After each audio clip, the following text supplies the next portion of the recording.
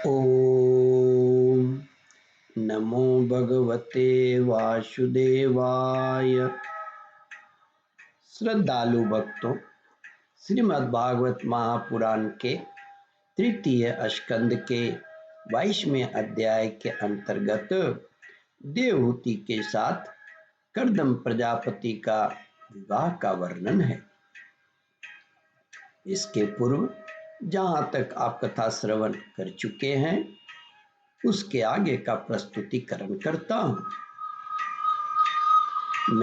श्री मैत्रेय जी कहते हैं, विदुर जी, जब ब्रह्मावर्त की प्रजा को यह समाचार मिला कि उसके स्वामी आ रहे हैं, तब वह अत्यंत आनंदित होकर स्तुति, गीत एवं बाजे गाजे के साथ अगवानी करने के लिए ब्रह्मावर्त की राजधानी से बाहर आए।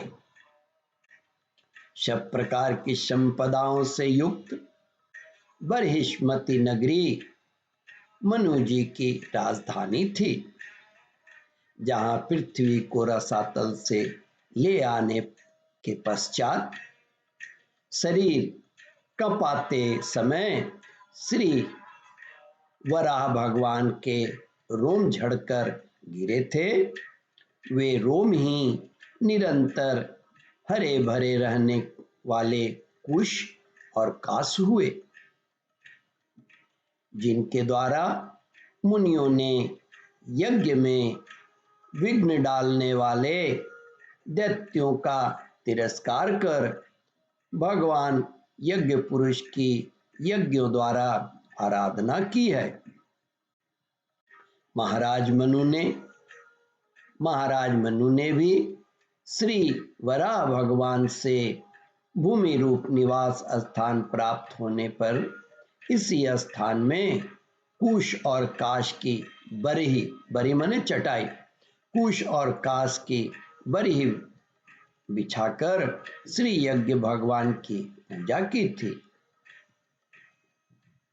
श्री मैत्रेय जी कहते हैं, विदुर जी, जिस बरहिष्मतिपुरी में मनु जी निवास करते थे उसमें पहुंचकर उन्होंने अपने त्रिताप नाशक भवन में प्रवेश किया।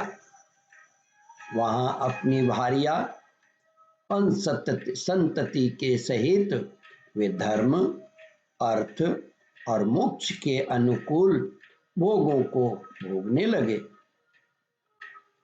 प्रातः काल होने पर गंधर्वगण अपनी स्त्रियों के सहित उनका गुणगान करते थे, किंतु मनु जी उसमें आसक्त न होकर प्रेम पूर्वक हृदय से श्री हरि की कथा ही सुना करते थे। वे इच्छानुसार भोगों का निर्माण करने में कुशल थे, किंतु मननशील और भागवत परायण होने के कारण भोग उन्हें किंचित भी विचलित नहीं कर पाते थे।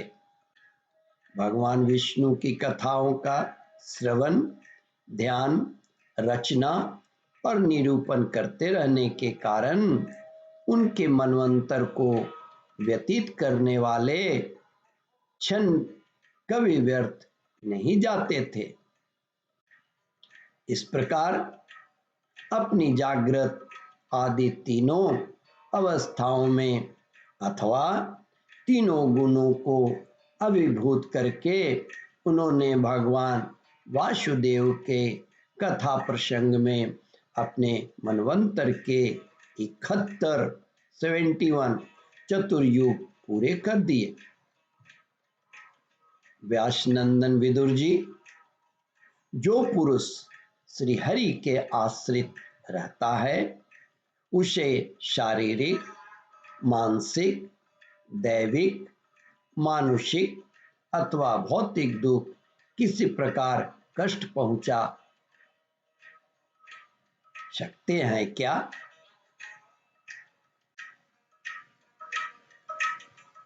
मनु जी निरंतर समस्त प्राणियों के हित में लगे रहते थे। मनु जी निरंतर समस्त प्राणियों के हित में लगे रहते थे। मुनियों के पूछने पर उन्होंने मनुष्यों के तथा समस्त वर्ण और आश्रमों के अनेक प्रकार के मंगलमय धर्मों का भी वर्णन किया। कथा लिखे हैं, शास्त्र लिखे हैं, जिसे जो मनुष्य संहिता के रूप में अब भी उपलब्ध है। श्री मैत्रेय जी आगे कहते हैं, विदुर जी जगत के सर्वप्रथम सम्राट स्वयंभू मनु प्रथम सम्राट थे इस पृथ्वी का। श्री मैत्रेय जी कहते हैं, विदुर जी जगत के सर्वप्रथम सम्राट महाराज मनु वास्तव में कीर्तन के योग्य थे। यह मैंने उनके अद्भुत चरित्र का वर्णन किया। अब उनकी कन्या देवहूति का प्रभाव सुनो। ओम परमात्मने नमः।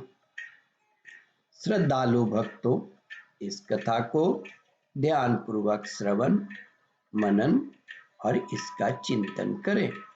इस कथामृत का रसास्वादन अपने बंधु बांधवों को भी करावें।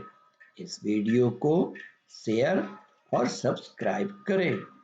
ओम परमात्मने नमः।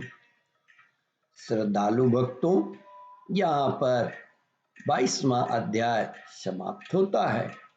इसके आगे 23वां अध्याय प्रारंभ करूंगा। ओम नमो भगवते वासुदेवाय।